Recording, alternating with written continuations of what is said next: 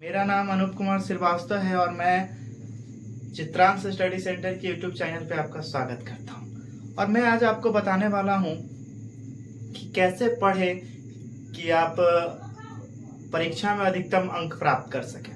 तो सर्वप्रथम daily routine बनाइए।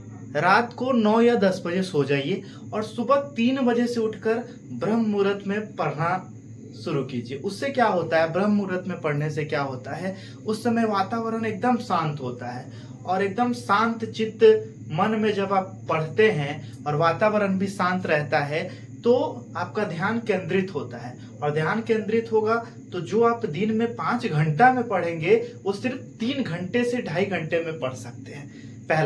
ये पहला हो गया। दूसरा क्या होता है कि रूटीन बनाइए और जब भी सुबह उठिए बनाइए टू डू। पहले आपको दिन में करना क्या है, कौन सा मेन फोकस, जैसे मुझे मैथ बनाना है, रियल नंबर मुझे कंप्लीट करना है। आज रियल नंबर में सारे क्वेश्चन नहीं, सब टाइप, जैसे पहला यूक्लिड विभाजन एल्गोरिदम पे 2 क्वेश्चन मुझे करने हैं, ठीक है।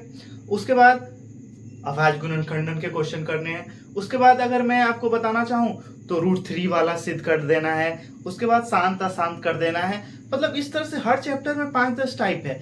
हर टाइप के क्वेश्चन को करने का प्रयास कीजिए, ठीक है। और दूसरा बात, जो क्वेश्चन बैंक में दिए गए हैं उसे भी हल करने का प्रयास कीजिए। और नहीं आए तो टीचर से बात कीजिए और एकदम ध्यान केंद्रित करके मैथ बनाते समय एकदम मन को शांत मुद्रा में लाइए और तब मैथ बनाइए। तीसरी बात मैं आपको बताना चाहता हूँ, ऑब्जेक्टिव के साथ साथ सब्जेक्टिव भी पढ़ना जरूरी है। मैं आपको बताना चाहता हूँ, अगर आपका कॉन्सेप्ट क्लियर रहेगा तो ऑब्जेक्टिव आप ज़्यादा बना पाओगे। जैसे मैं आपको बताना चाहता हूँ कि आप फिजिक्स में ले लेते हैं दर्पण कितने प्रकार के होते हैं, मुख्यतः 2 प्रकार के होते हैं, लेकिन ऐसे 3 प्रकार के, अवतल दर्पण, उत्तल दर्पण और समतल दर्पण। अवतल दर्पण में क्या होता है ना, कोई भी वस्तु का वास्तविक उल्टा, जब भी प्रतिबिंब वास्तविक होता है तो उल्टा बनता है। तो वास्तविक उल्टा और काल्पनिक सीधा दोनों प्रतिबिंब आपका बनता है किसमें, अवतल दर्पण में, और वस्तु से बड़ा प्रतिबिंब बनता है। वही हम उत्तल दर्पण की बात करें और समतल दर्पण की बात करें तो इसमें हमेशा काल्पनिक प्रतिबिंब बनता है, यानी आभासी प्रतिबिंब बनता है। और उसमें क्या होता है ना, वस्तु से सीधा प्रतिबिंब बनता है। उत्तल दर्पण में वस्तु से छोटा प्रतिबिंब बनेगा और समतल दर्पण में वस्तु के बराबर बनेगा। और यही अगर हम लेंस की बात करें तो जो अवतल दर्पण में प्रतिबिंब बनता है वो उत्तल लेंस में होगा और जो उत्तल दर्पण में होता है वो अवतल लेंस में होता है। अब प्रश्न उठता है कि सर ये अवतल दर्पण का उपयोग कहाँ होता है। तो अवतल दर्पण का उपयोग होता है दाढ़ी बनाने में। दूसरा कहाँ होता है, गाड़ी के हेडलाइट में। तीसरा कहाँ होता है, सौर कुकर में, सौर भट्टी में, रोगी के आंख कान नाक के जांच करने के लिए उसका उपयोग होता है। आप फिजिक्स हो गया। वहीं केमिस्ट्री में जैसे सहसंयोजक बंधन, एकल बंधन किसे कहते हैं, तो जब कोई भी तत्व क्या करता है, एक एक इलेक्ट्रॉन का त्याग करता है, चाहे एक एक इलेक्ट्रॉन का आपस में साझा करता है और उसके बीच जो बंधन बनता है उसको एकल बंधन कहते हैं। अगर वो 2 इलेक्ट्रॉनों का साझा करता है तो वो द्विबंधन होगा, 3 इलेक्ट्रॉनों का साझा करता है तो वो त्रिबंधन हो जाएगा। और परमाणु के नाभिक में हमको पता है न्यूट्रॉन और प्रोटॉन होते हैं और इलेक्ट्रॉन उसके चारों ओर चक्कर लगाते हैं। वही बायोलॉजी आ जाइए। बायोलॉजी में आपको बहुत सारे टॉपिक, जैसे मस्तिष्क ले लीजिए। मस्तिष्क क्या होता है, मस्तिष्क का वजन कितना होता है, लगभग 1400 ग्राम होता है। तो ये सब प्रश्न आपको आने चाहिए। हिस्ट्री ले लीजिए, आपसे प्रश्न आ जाए कि आप बताओ कि ये जलियांवाला बाग हत्याकांड क्या है, बारदौली सत्याग्रह क्या है, चौरी चौरा हत्याकांड क्या है, ये सब आपसे पूछा जाता है।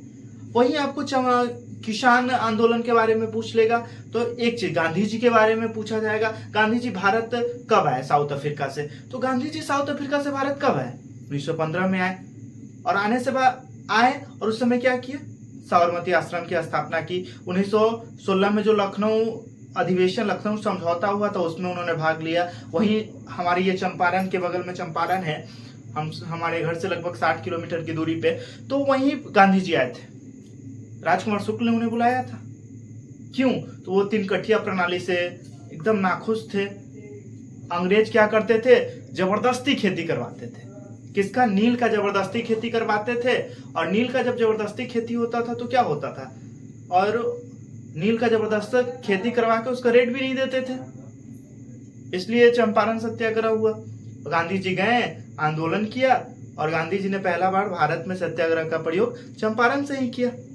अब आप पॉलिटिकल साइंस में आ जाइए, सामाजिक विभेद क्या है? तो सामाजिक विभेद की उत्पत्ति का सबसे बड़ा कारण जो होता है ना, जन्म होता है। अगर आप ऐसे कॉन्सेप्ट को समझे, अब जन्म क्यों होता है? तो देखिए, अगर कोई बच्चा जन्म लेता है तो उसका जन्म किसी न किसी जाति, धर्म, समुदाय में होता है, और जब जन्म होता है उसी के बाद उसकी जाति, धर्म ये सब तय होती है। इसलिए सामाजिक विभेद की उत्पत्ति का सबसे बड़ा कारण जन्म है। अब आता है संसाधन क्या होता है।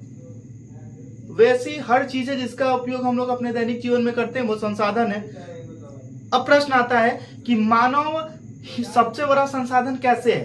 तो मानव खुद अपना काम करता है, अपना बोझा ढोता है, पढ़ता है, अपना काम करता है। जैसे आप लिख रहे हैं, आप पानी उठा कर पी रहे हैं, आप काम कर रहे हैं, ये सब क्या है? संसाधन ही तो है। इसलिए मनुष्य सबसे बड़ा संसाधन होता है। ठीक है। और अब संस्कृत की बात करते हैं। संस्कृत की बात करें तो क्या होता है? संस्कृत में जैसे व्याघ्रपथिक कथा है, दानवीर कर्ण है, ये सब सारी चीजें एकदम क्रमबद्ध तरीके से आपको पढ़नी है। कोई चिंता नहीं करना है। पहले जो चैप्टर पढ़ रहे हैं उसका सब्जेक्टिव पढ़िए, ऑब्जेक्टिव पढ़िए, ये सब होना चाहिए। ठीक है।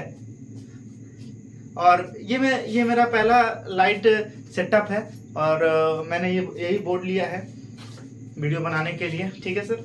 और मैं अब नया वीडियो बनाता रहूँगा। मेरा कुछ तबीयत का इशू चल रहा था जिसके कारण मैं नया वीडियो नहीं बना पा रहा था, लेकिन अब मैं एकदम लाइव आऊँगा। डेली वीडियो मैं सुबह 7 बजे अपलोड कर दूंगा।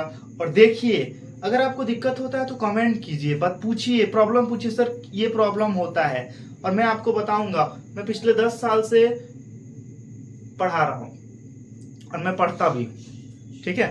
तो चलते हैं, गुड बाय। वहीं